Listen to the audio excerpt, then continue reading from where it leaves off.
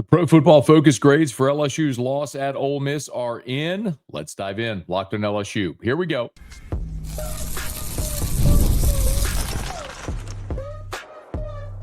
You are Locked On LSU, your daily podcast on the LSU Tigers.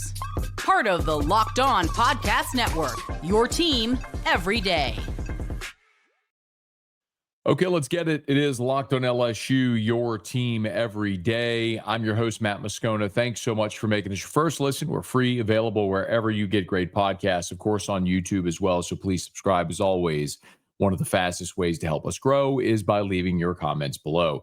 Today's episode is brought to you by FanDuel. Right now, new customers can bet just $5, and if your bet wins, you'll get $300 in bonus bets to use across the app. So download the FanDuel app today. Every Monday after LSU's game, we sit here and we recap the Tigers and their Pro Football Focus grades.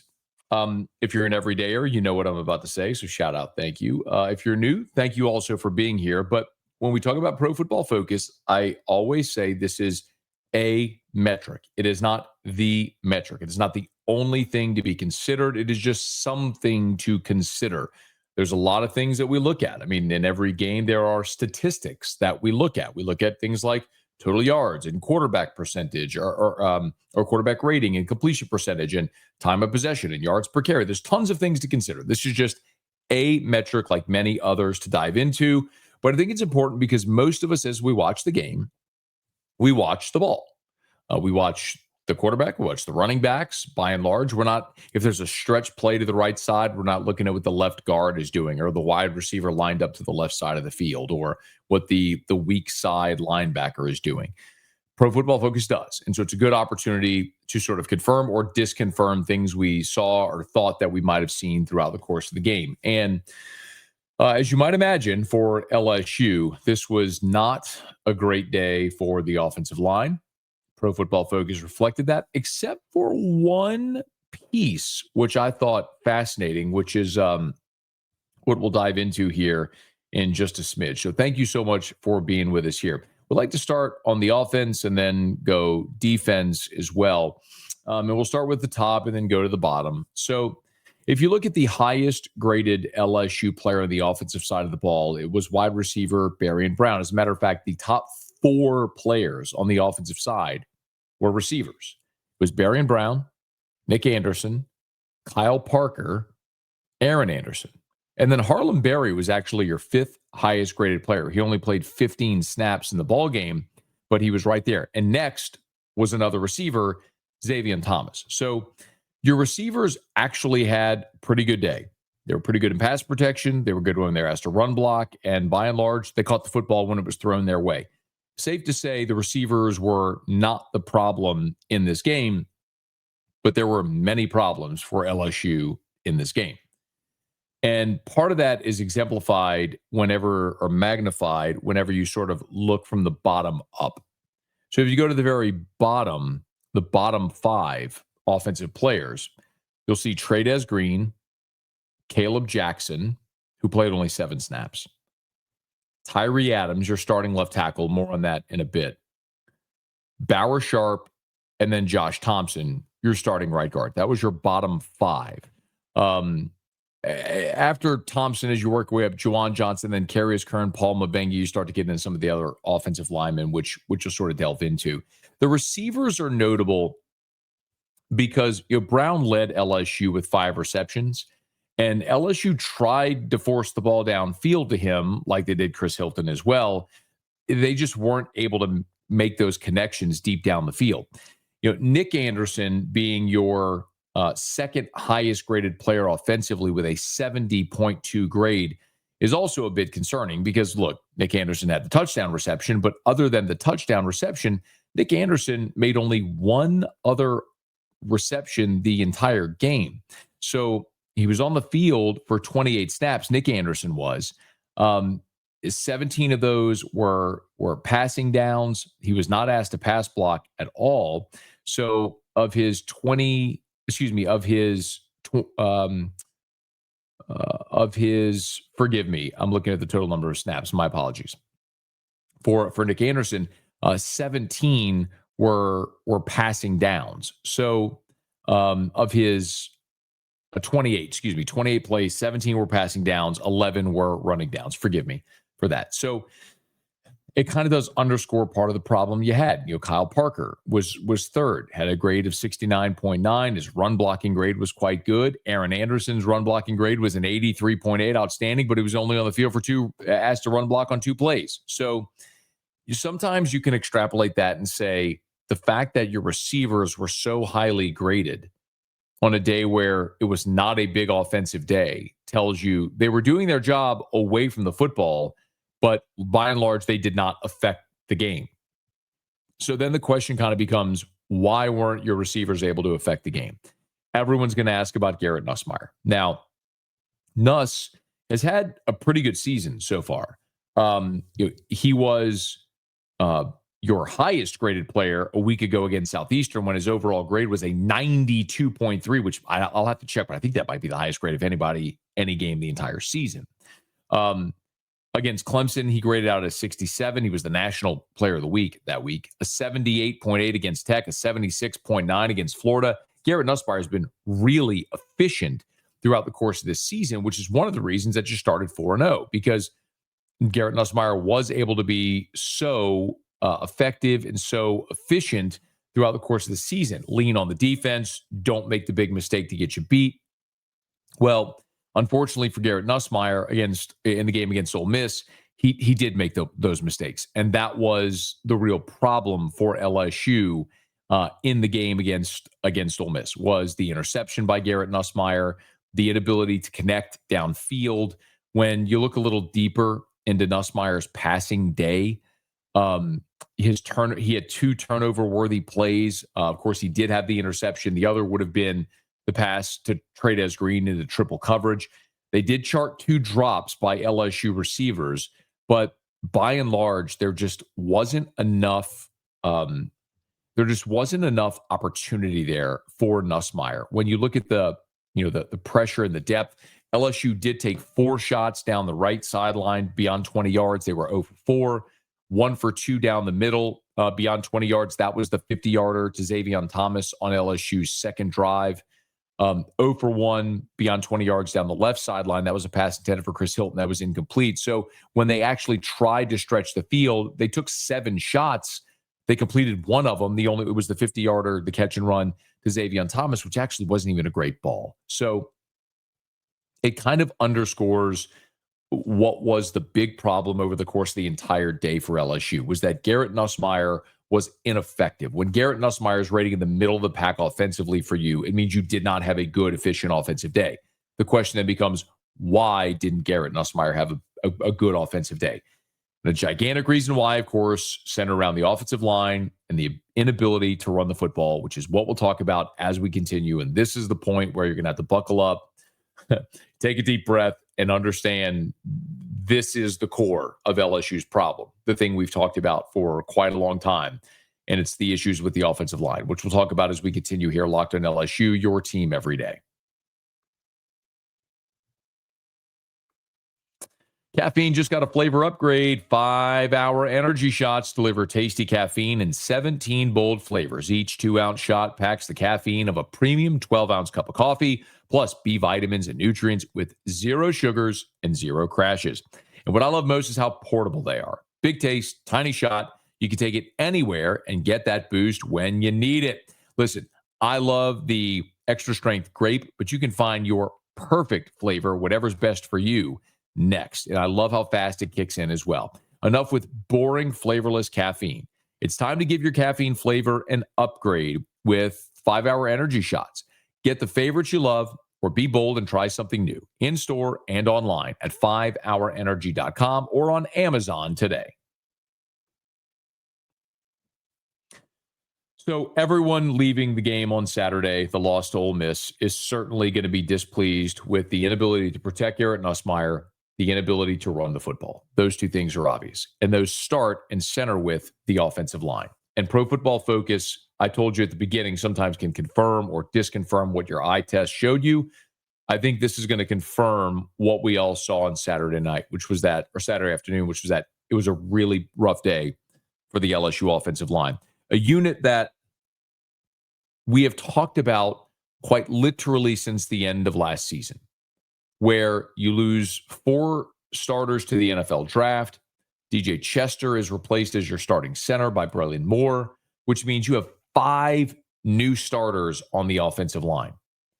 And Brian Kelly said it often, like the 5 need to play as one. As a matter of fact, like this was Brian Kelly on Thursday this was Thursday before the Ole Miss game. I don't know that we look at the improvements as much as there's a lot of first-time experiences with some players out there, and they're experiencing them for the first time. And so what we're hoping is that each week during practice and then leading into the games, that these experiences now become much more of a habit in doing it the right way. And so improvement, I guess you could call it improvement. I think we're just trying to build a consistency of play, communication with the 5. Like it takes 5 guys to pass block, not 1. It takes 5 guys to run the ball plus the tight end and the receivers. And at times, we'd be by ourselves. And so this is really still developing a group of 5 guys working together on a day-to-day basis. And that issue was compounded on Saturday when Weston Davis was injured in pregame warmups and was not available.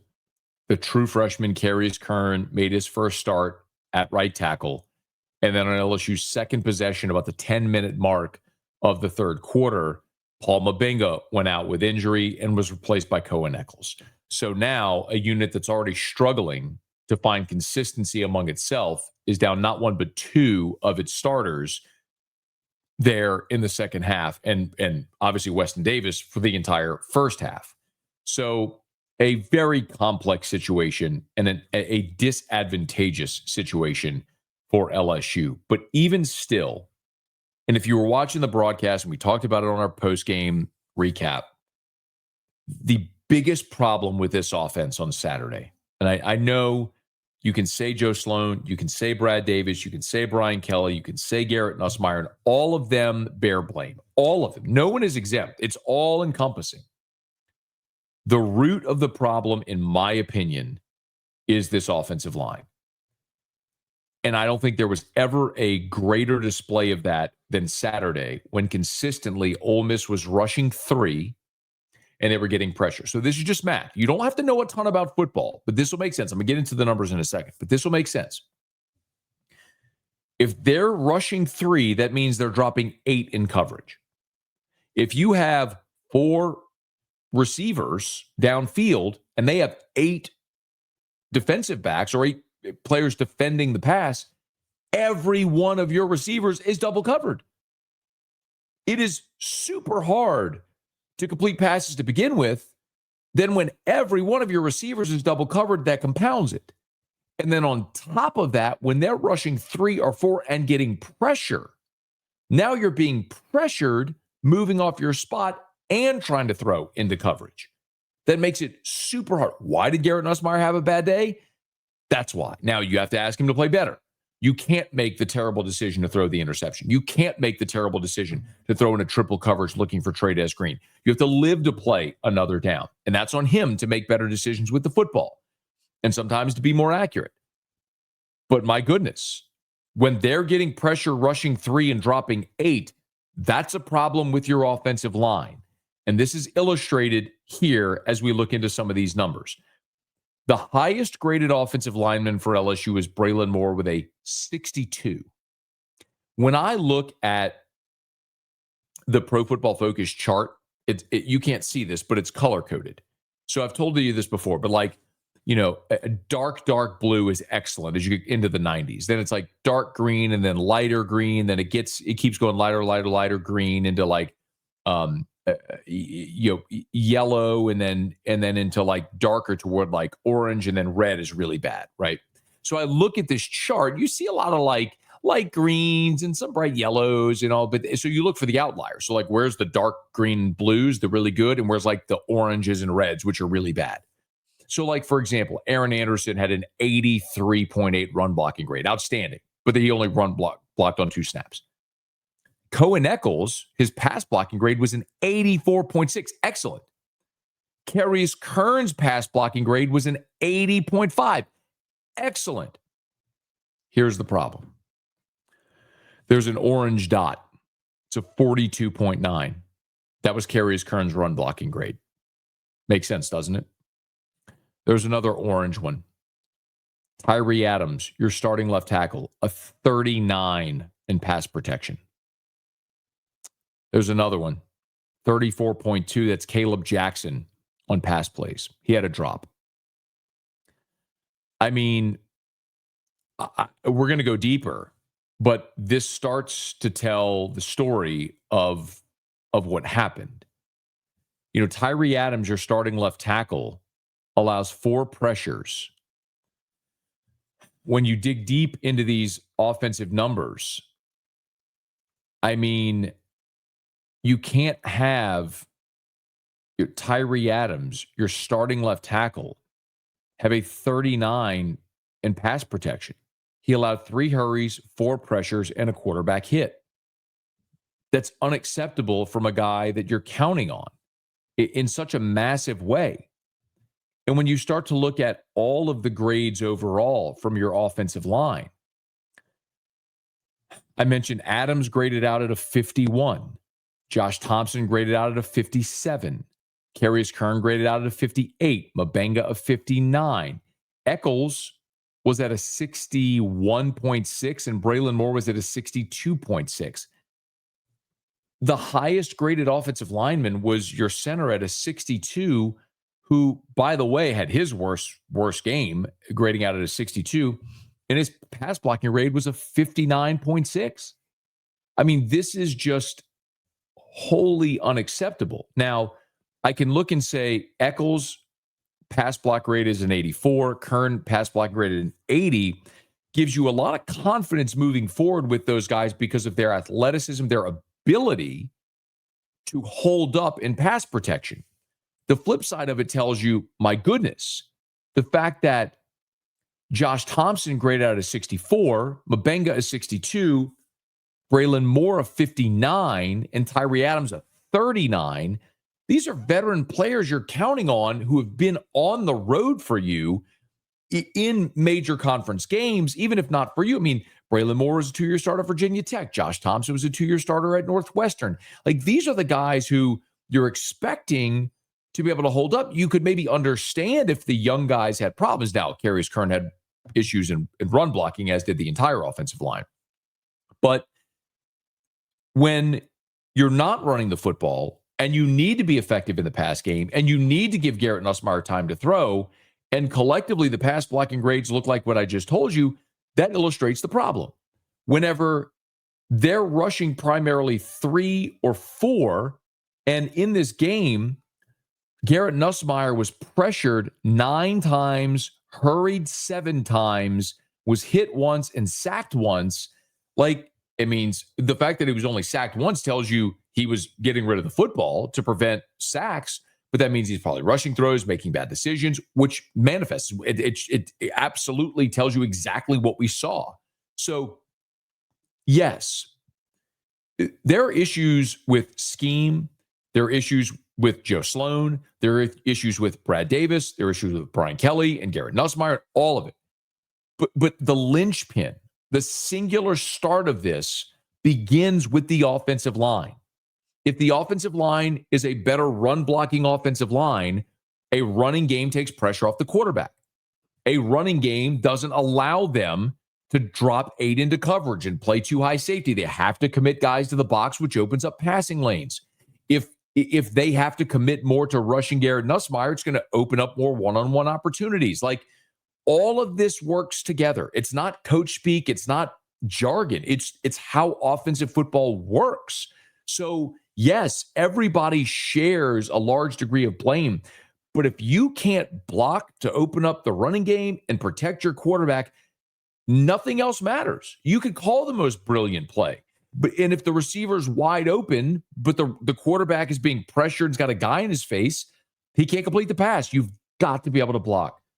And it's what we've talked about from the beginning of spring football, as soon as we knew that they were losing 4 starting offensive linemen to the NFL draft. It was all about this unit. It was the biggest concern in spring. It was the most amount of time we spent talking about anything in fall camp, and it continues to be the biggest issue. And this LSU team is plenty good enough on defense to be a contender. And they have enough talented, skilled guys and a veteran quarterback to compete with anybody on offense if the offense can function.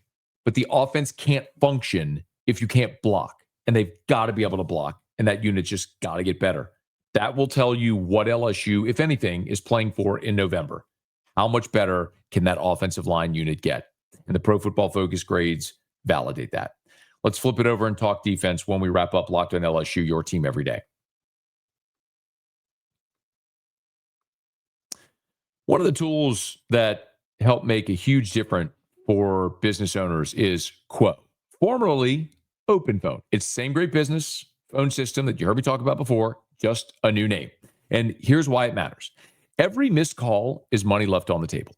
When every customer conversation counts, you need a phone system that keeps you connected 24/7. Quo is the #1 business phone system that streamlines customer communications. It works right through an app on your phone or computer, so no more carrying two phones or relying on a landline. And I love how Quo, again, formerly known as OpenPhone, lets your team share one number and collaborate on calls and texts. It's like a shared inbox, so no customer ever gets left hanging. See why over 90,000 businesses trust Quo, formerly OpenPhone.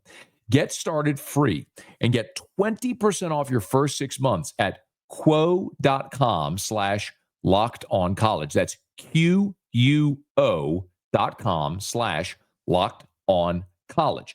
And if you've got existing numbers with another service, Quo will port them over at no extra charge. Quo, no missed calls, no missed customers. And we're also brought to you by FanDuel. The NFL season is here, and FanDuel has an offer you don't want to miss. Right now, new customers can bet just $5 and get $300 in bonus bets if you win. That's right. Pick a bet. Put down $5. If it hits, you'll unlock $300 in bonus bets to use across the app. I love how FanDuel gives me so many ways to play. I've built parlays, I've tried player props, even followed the live lines during games. It makes watching football even more exciting when you got a little something riding on the action. So what are you waiting for? Visit FanDuel.com to download the FanDuel app today and get started. That's FanDuel.com.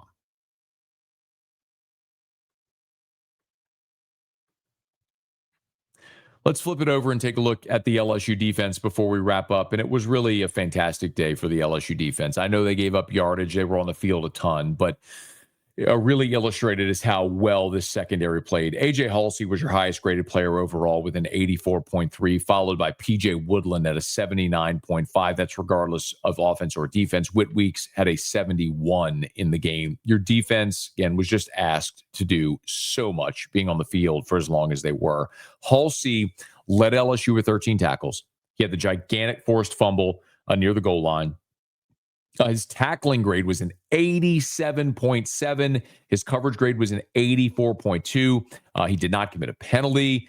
A.J. Halsey is someone we've talked about since fall camp. The eye test told us when we were watching them in fall camp that this was a difference-making player, and you continue to see it.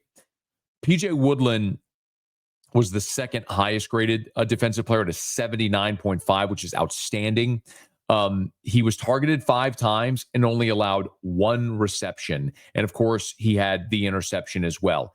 On the telecast, it was interesting.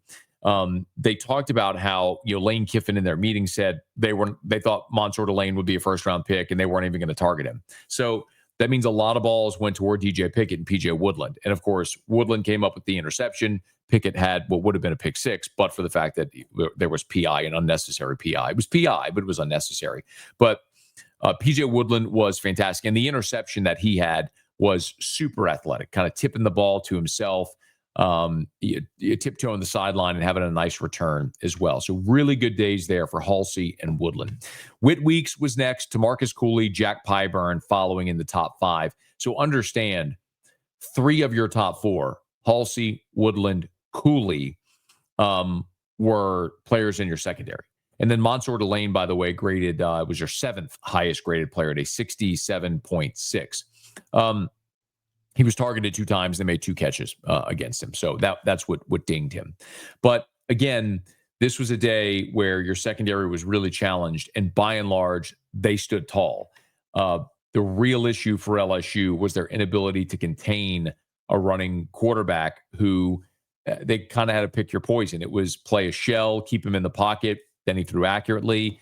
If they rushed him and pressured him, he found lanes and largely made you pay. Same thing as I look at like the dark blue or the red, you're right. So the dark blue for the good or like the red, orange for the bad.